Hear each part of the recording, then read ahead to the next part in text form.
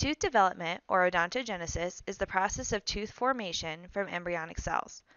In order to have a fully developed dentition, all parts of the tooth must develop during the appropriate stages in utero.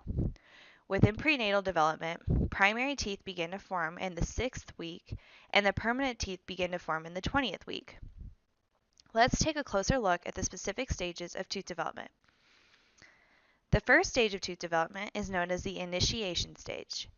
Some texts or study materials include the initiation stage as a part of the bud stage, but for our purposes, make sure that you know that this is the first stage of tooth development and that it occurs in the 6th embryonic week. Prior to tooth development, the oral epithelium thickens along the developing dental arches. During initiation, the oral epithelium invaginates into the underlying ectomesenchyme to create the dental lamina, as seen in the image in the upper right. The dental lamina will give rise to our teeth, both primary and secondary, and attaches our developing tooth to our oral epithelium. The ectomesenchyme, which lies beneath, gives rise to the connective or supporting tissues. Induction is the name of this process occurring here. Induction means that one set of cells will give rise to another set of cells. And here again, you can see initiation is the first stage occurring, and it's that oral epithelium that has invaginated down into the underlying ectomesenchyme. The next stage of tooth development is the second stage is the bud stage. It's a more generalized sequence of events following initiation. This occurs throughout the 8th embryonic week. The dental lamina continues to proliferate into a tooth bud and influences the underlying ectomesenchyme, which will later develop into and be called the dental papilla.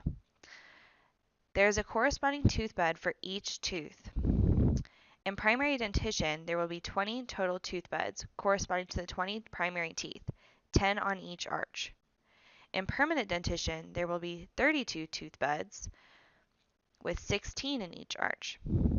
This stage is characterized by a tooth bud appearance without any clear differentiation of cell types. And again here you can see tooth bud is forming, and you can see that the tissues underlying the invaginated oral epithelium are beginning to differentiate.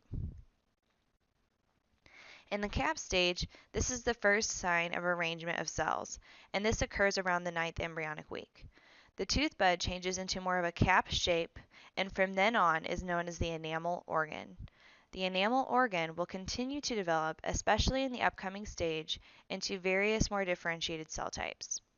In the cap stage, you can begin to see the inner enamel epithelium, or the IEE, forming, which will later become ameloblasts, or the cells that make enamel.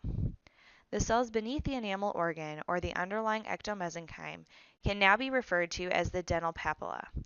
The dental follicle is another structure which surrounds the dental papilla and is created by a condensation of ectomesenchymal cells. Eventually, the enamel organ will produce enamel, and the dental papilla will produce the underlying structures dentin and pulp.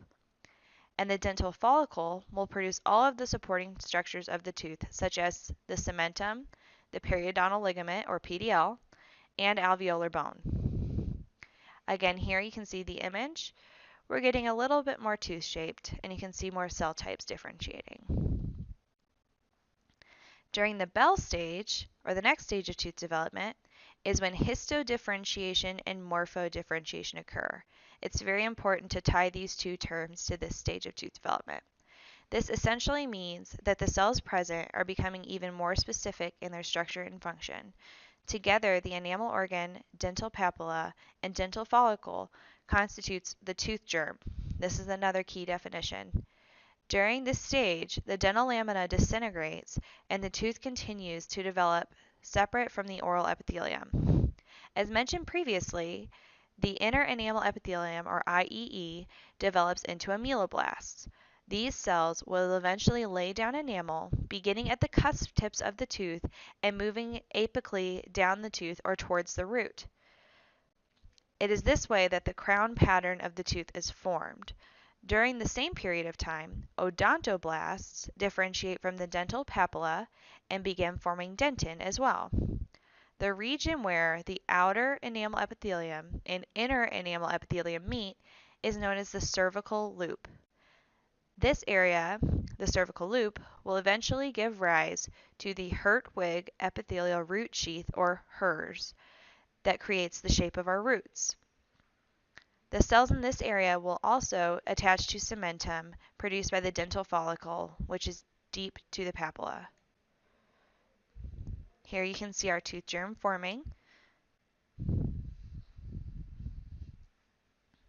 And that was the first step, tooth development.